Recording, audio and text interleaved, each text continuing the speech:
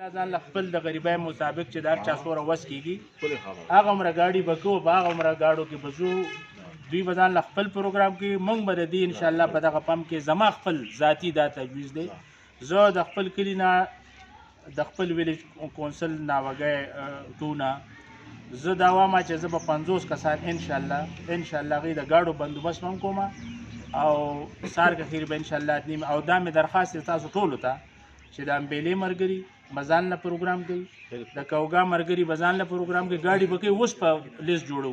د کانکوی ملګري به ځان له کوي داسې ورپسې الله حضرت والا کته دا زمونږ آخري د چملې آخري باونډرۍ باندې د ریاست خان بهي دغه دی دی به ګاډي کوي د مخلنۍ. نو اوس تاسو موږ له به لیست جوړ کړو څومره ګاډي چې هغومره ګاډي به انشاءالله هغه به ډکوو، کسان به بوځو.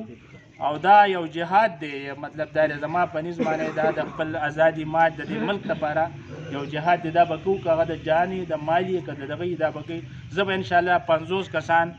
د خپل ویلیج کونسل ناوګی ټونه انشاءالله راولم او دته به یې په شمار باندې هلته کې 1 2 3 50 هزیرومه ګاډي به خپل کوو. تاسو ته هم دا درخواست دی چې د بونیر د کامران خان دې طرفه په یو ګاډي کې به موږ نه یو کس هم نه کښېنو، موږ له به انشاءالله په خپله ګزما دا